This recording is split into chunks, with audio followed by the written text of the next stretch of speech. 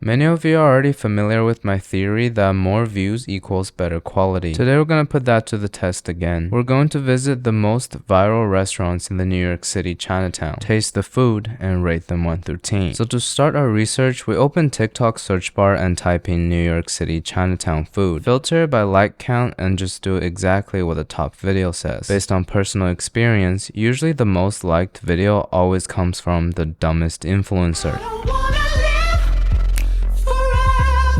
So the most popular spot on the internet seems to be My Lai Wa. They're famous for their Cantonese style baked goods, and you can judge how good a Chinese restaurant is by the amount of trash out front. More trash means more business. My favorite part is the outdoor self-ordering kiosk, so I don't need to talk to anybody. I'm gonna order a few of the baked roast pork bun. Punch in your number and they'll text you when it's ready. The inside is just a tiny little counter and no seats. They really want to make sure you just pay and leave, which I did. So I found a table in a tiny alley and it's time to rip into these buns. First I locate the insertion hole and I just spread it open. The bun is soft and seems very well baked, and the chashu pork filling is shiny and sticky. People are looking at me weird, so let's quickly taste it and rate it 1 through 10.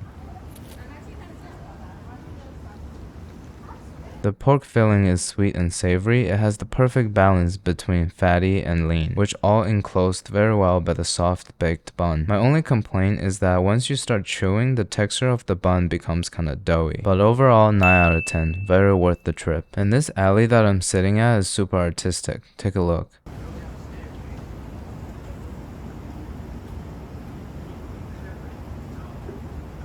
I'm also very intrigued by this purple drink over here, so let's go test it out. The ube does make it taste a little more interesting, but nothing impressive. 7 out of 10. Also, I just want to briefly mention that the seating situation here is perfectly designed for Mr. Peanut.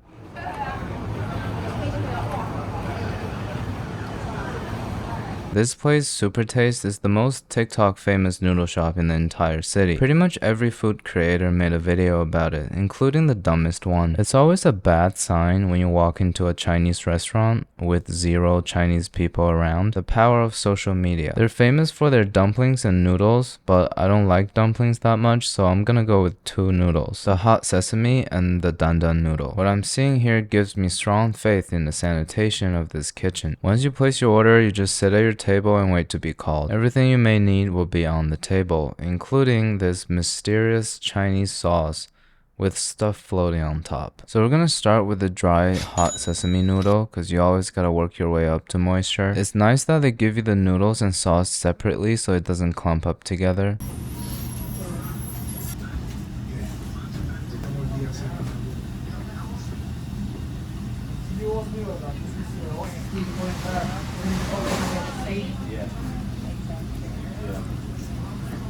It's rich, it's creamy, it's MSG and carbs. What can be better?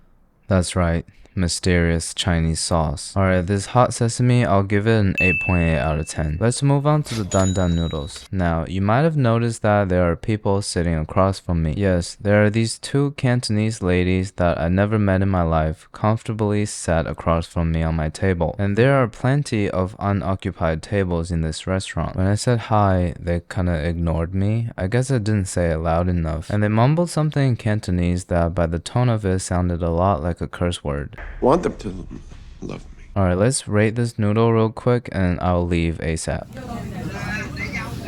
The noodles are kind of squishy, doesn't really have any texture, and the broth is pretty bland, so you already know what I'm gonna do. I'm a big fan of soupy noodles, but for this one, I'm gonna have to give it a 6 out of 10. As I'm packing up and leaving, I realized the lady across from me put her chopsticks on my lid. As I put a lidless noodle bowl in my bag, time to move on to our next spot.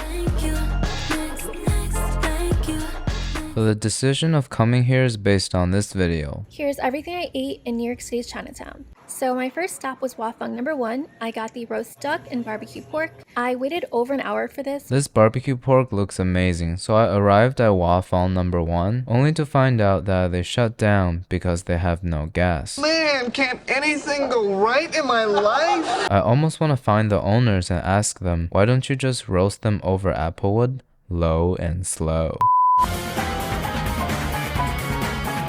Now we're gonna visit two of the most popular dumpling spots. First being everybody's favorite, the soup dumpling. On this channel, we've been to Joe's Pizza, Joe's Shanghai, and now Joe's Ginger. Seems like Joe has everything there is to offer. I didn't expect this place to be a full-on restaurant, but it's always good to take a bathroom break. Plus, they gave me the anti-social window seat. I'm a little concerned about this used napkin, but I'm not a restaurant critic. I'm just here for the wrapped meat. So here's the crab and pork soup dumpling. From the looks of it, the skin is a little bit too much on the bumpy side. It looks like it caught a disease or something, even though it's fully wrapped. The right way to eat this is put it on a spoon, bite a hole, and drink the soup. Obviously, one biting it gives you the best experience, but you have to be a little more patient than me here, as the skin inside my mouth has burnt to ashes. There wasn't that much soup inside, and the skin is very doughy and thick. Doesn't have that silky texture a soup dumpling is supposed to offer. 5 out of 10. Maybe I came on a bad day. I'll try it again in the future. Our next place comes from the most viewed dumpling video on TikTok. Hi, excuse me. Do you have a favorite dumpling spot in Chinatown? Near Columbus, it's like about a Lucky Dumpling. Lucky Dumplings. So I searched all over Chinatown and the rest of Manhattan for it, only to realize that the closest Lucky Dumpling is in California. So I looked further into the video and saw that they're in front of 42 Mulberry Street, which takes you to a store called Tasty Dumpling. I guess this is why people don't take advice on TikTok. The outside might give you old school Chinese restaurant vibes, but when you walk in, you're greeted by a rent-a-charger robot. They don't let you know their next move. A lot of you have been telling me that I'm the worst at ordering or any social interaction, so I'm gonna prove you wrong by ordering without stuttering and cracking a joke at the end. Get a pork and chive fried, Okay. and a shrimp and Shipping chive boiled. Okay. Is a dumpling tasty? Yeah. Okay. Yeah! I think it went pretty well.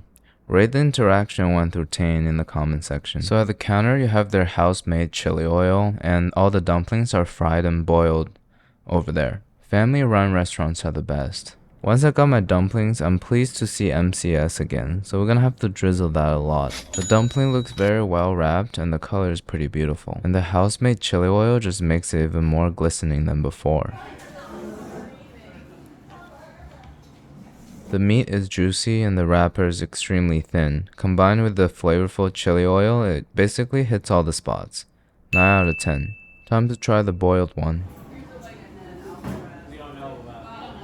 I'm not a big fan of it because there's like no shrimp inside and the wrapper is extremely crumbly. It kind of falls apart when you touch it. So if you come here, just get the fried one, not the boiled one. 6 out of 10. Now that we've reviewed a couple of internet's favorite, I'm gonna take you to 2 of my personal favorite spots. After watching, let me know if you want me to give you more recommendations in the future. First of all, let's take a second to appreciate how organized they are about their trash. This place is a Cantonese style barbecue restaurant called Yu Wang. You can get any type of protein here. Chicken, duck, pork. You can also get some head. These taped up prices is a symbol of how inflation is defeating us, but overall is relatively reasonable. So I spent about 30 bucks on half a duck and a pound of crispy pork. I'm gonna take it home to eat because I've maxed out my social awkwardness scale. I think filming yourself eating in public with people walking around is the epitome of discomfort. It kind of makes the food taste worse. Plus at home, I get to eat with my favorite fork. So this is a pound of crispy pork. Let's see if it passes the sound check. Didn't work that well, but we're gonna dip in the sauce and eat it, and you can hear the crunch when I bite into it.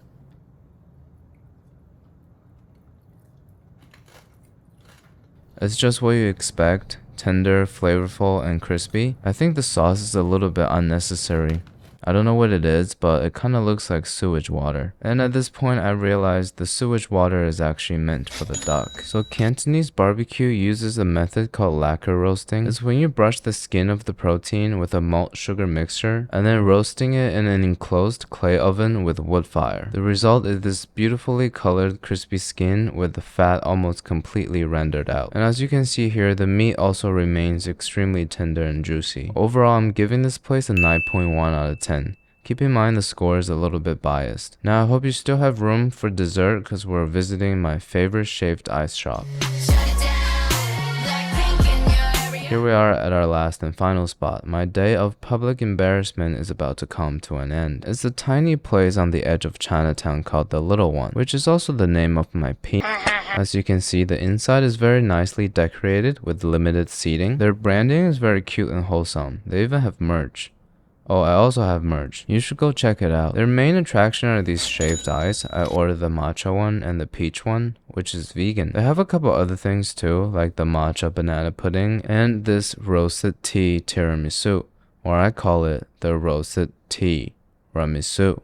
As you can see just by looking at it, it's extremely light and fluffy. It kinda almost just disappears in your mouth. As I mentioned, the peach one is completely vegan. The syrup on top is just a puree of actual peaches. I usually get my peaches down in Georgia, but this is just as good. And this is half matcha, half condensed milk. Kinda makes you feel like you're having a matcha latte on the first snowy day of the winter. My roommate drinks matcha latte every morning, thinking that he understands Japanese culture. I think he's just pretentious, but who am I to judge? I just paid $20 for 2 cups of ice. The roasted tea tiramisu offers a lot of complex flavors and a creamy texture. It is my least favorite among all of these, but it's still pretty good. Last but not least, we have our matcha banana pudding. It's definitely my favorite item on the menu. The matcha cream gives the traditional banana pudding a unique depth of flavor, and it also lightens up the entire dish. Overall, this is extremely light and balanced. If I'm not careful, I can easily eat a whole gallon of this. This place is definitely a 9.5 out of 10 for me. I hope you get to try it soon. It's not a sponsor, by the way. So this concludes our first food vlog on this channel. Let me know what you think of it. If you like it, I'll make more,